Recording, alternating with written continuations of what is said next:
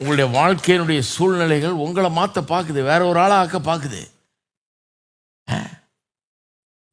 ஒருவேளை இவ்வளோ நாள் கசப்பில் வாழாத ஆளை கசப்புள்ளவனாக, வெறுப்புள்ளவனாக, பகையை உள்ள வச்சுக்கிட்டு வாழ்கிறவனாக, இருதய கடினம் உள்ளவனாக மாற்ற பார்க்குது. உள்ள வருது, அது உள்ள வந்து உங்களை ஊடுருவுகுது, ஆழமாக போகுது, உங்களை திரிக்குது,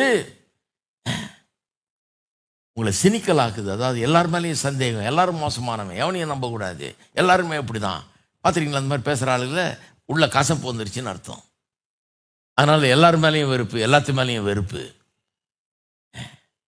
எல்லாத்தையும் குறை சொல்கிறது, தப்பான அபிப்பிராயம், மற்றவங்க மேலே தப்பான அபிப்பிராயத்தை வச்சுக்கிட்டு எதையாவது ஒன்று பேசிக்கிட்டு இருக்கிறது. அவர் இப்படி ஆக்கும், இது இப்படி ஆக்கும், அது அப்படி ஆக்கும். ஏன்னா உள்ளத்தில் கசப்புனால வர்ற பேச்சு, அதெல்லாம் உள்ளத்தில் கசப்பு வந்துருச்சு பாருங்க.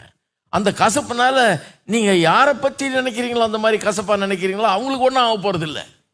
ஹலோ, இந்த கசப்பு யாரை கெடுக்குது? கசப்பு யாருக்கிட்ட இருக்குதோ அந்த ஆளை கெடுக்குது, அந்த ஆள் நோயாளி ஆக்குது, அந்த ஆளை வித்தியாசமான ஆளாக்குது. முகத்தில் இருந்த களை கூட இல்லாமல் போயிடுது பாருங்க, கண்ணில் இருக்க அந்த தெளிவு கூட இல்லாமல் போயிடுது. ஏன்னா அந்த கசப்பு அவனை ஆட்கொள்ளுகிறது. இருதயத்தை எல்லா காவலோடும் காத்துக்கொள், அதான் வசனம் சொல்லுது, நீதிமொழிகள் 4:23. அது நின்று ஜீவ ஊற்று புறப்படும். கண் எப்போ தெளிவாக இருக்குது, எப்போ முகம் கலையாக இருக்குது, எப்போ சந்தோஷம் சமாதானம் நம்மளை ஆட்கொண்டு அது சுகத்தினால் நம்முடைய சரீரத்தை நிரப்புகிறது, நம்முடைய மனதை நிரப்புது, நம்முடைய வாழ்க்கையை நிரப்புதுன்னா கசப்பு நீங்கி அங்கே இதிலிருந்து நம்ம விடுபடும் போது தான் அப்படிப்பட்ட ஒரு வாழ்க்கை உண்டாகும். நிறைய பேர் இந்த கசப்புலேயே வாழ்ந்துகிட்டு இருக்கிறாங்க, வாழ்நாள் முழுக்க அப்படியே வாழ்ந்து முடிச்சிடுறாங்க. இதை பற்றி யாரும் சொல்கிறதும் கிடையாது. கோயிலுக்கு போனால் அவங்க வந்து முடியை பற்றியும் சட்டையை பற்றியும் பேசிகிட்டு இருக்கிறாங்க. இதை மாற்று, அதை மாற்று, அதை கழட்டி இதை போடு அப்படின்றத பேசிகிட்டு இருக்கிறாங்க ரொம்ப பிஸியாக.